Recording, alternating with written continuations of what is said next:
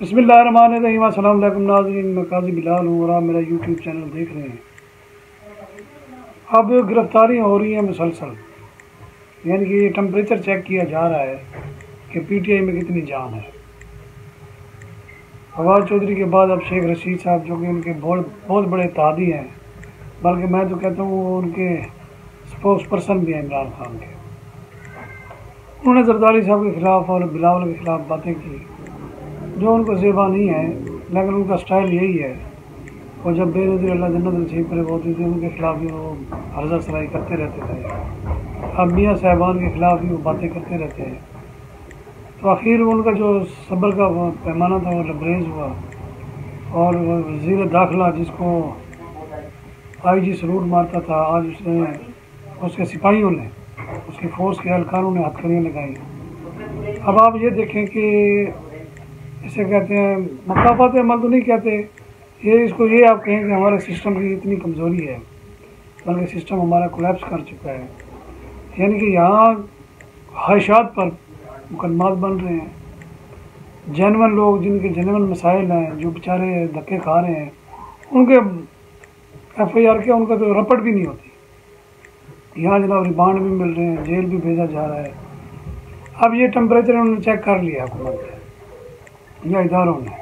अब अगली बारी इमरान खान की, वो बिल्कुल नहीं छोड़ेंगे। ये तो मैं अपने पिछले भी व्लॉग में कह चुका हूँ कि इनका गुस्सा या इनकी वो अंदर जो रिवेंज है वो तब इनका ठंडा होगा जब वो इमरान खान को गिरफ्तार करेंगे।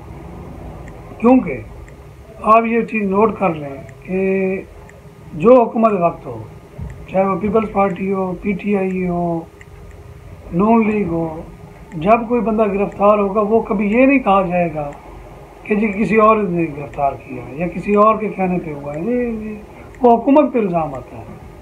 अब मरीम नवाज़ को उसके वालिद के सामने गिरफ्तार किया गया, नवाज शरीफ को गिरफ्तार किया गया, शहबाज शरीफ, हमजा शहबाज, खाकान अब्बासी, एहसन इकबाल। पीपल्स पार्टी में आप चले जाएँ तो जरदारी बाल बाल बचते रहे हैं, वरना वो जेल के करीब ही पहुँच चुके थे। उनकी बहन को गिरफ्तार किया गया। उसके बाद शर्जील मेमन को आप ले लें, पता नहीं कितने गिनते जाएं आप। वो सारा क्रेडिट जो है वो आप नहीं कह सकते कि इदारों ने उसको गिरफ्तार कराया। वो तो इमरान खान की हुकूमत थी, वो तो आज भी कहते हैं PTI ने गिरफ्तार करवाया। इसी तरह अब ये नहीं कहा जा सकता कि शेख रशीद को या फवाद चौधरी को या इदारे गिरफ्तार करें, फलां गिरफ्तार करवा रहे हैं। नहीं, बात ये है कि ये अब भी सारा का सारा जो मलबा है वो नून लीग पर आ रहा है। अब ये आप खुद सोचें या एनालिसिस करें कि आया ये रविश जो है टिट फॉर टैट वाली, अदले का बदला, ये तो वो चल रहा है। क्या ये इससे कोई आवाम की खिदमत हो रही है? सिर्फ तवज्जो हटाई जा रही है। पूरा दिन मीडिया जनाब वो एक ही खबरें दिखा रहा है जी, गाड़ी पे बैठ के रवाना हो गए, जेल पहुँच गए, जज बैठ गए, ये कुछ हो रहा है। और पीछे जो है वो महंगाई जो है वो आसमान को छू रही है। IMF की जो शराइत, खौफनाक शराइत है, वो हुकूमत बग़ैर पार्लियामेंट को एतमाद में लिए, बग़ैर काबीना से पूछे, वहाँ वो वज़ीर ख़जाना जो है वादे किए जा रहे हैं। अभी कल ही इनके इजलास ख़त्म हुए हैं, तो आप हैरान होंगे। पहले 250 रुपये पेट्रोल हो चुका है, अब ये 300 के करीब लेके जाएंगे। 85 तो पक्का है, 285 यानी 285 तो पक्का है, वो ये करेंगे।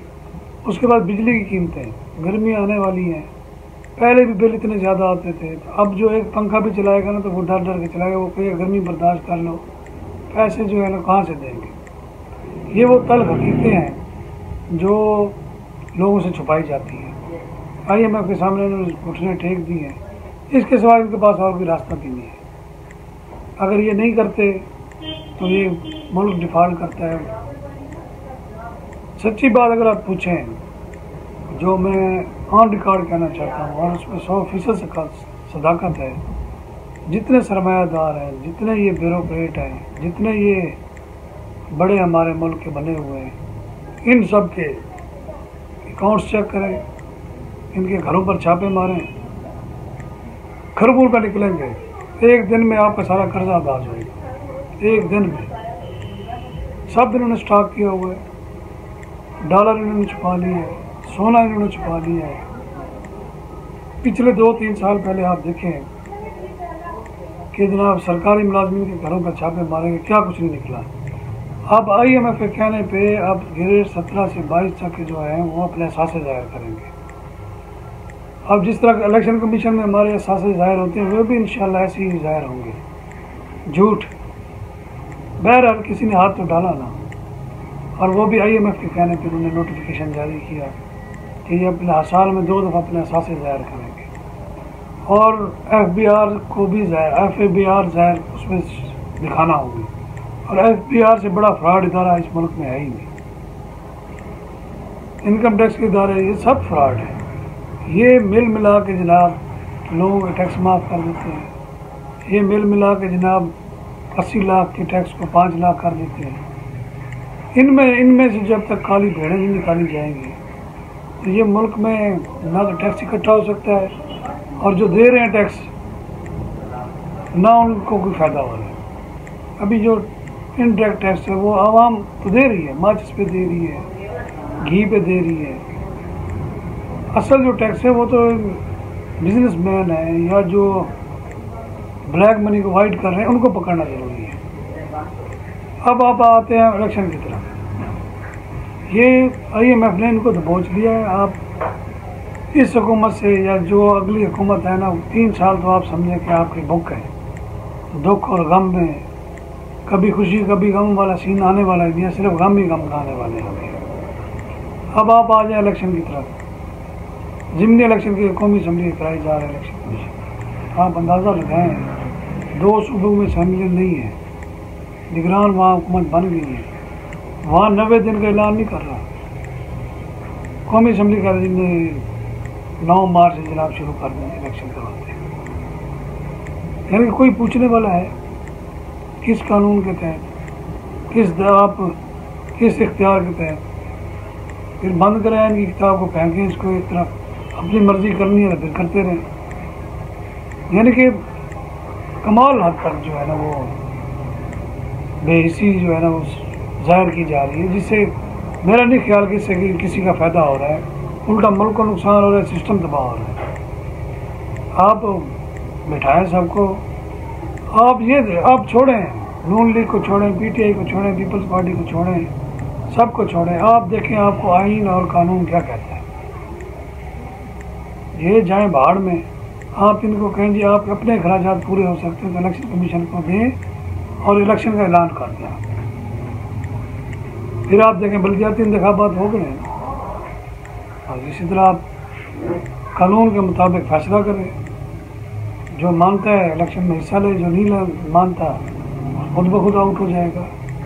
बात यह है कि आप कानून पर अमल करवाएं। दूसरी जानिब अब आप देखें कि ज़िमनी इलेक्शन के लिए जनाब PTI भी तैयार हो गई है, या तो फिर मुकम्मल बाइकाट करें, ख़त्म करें, लेकिन ऐसा हो नहीं रहा।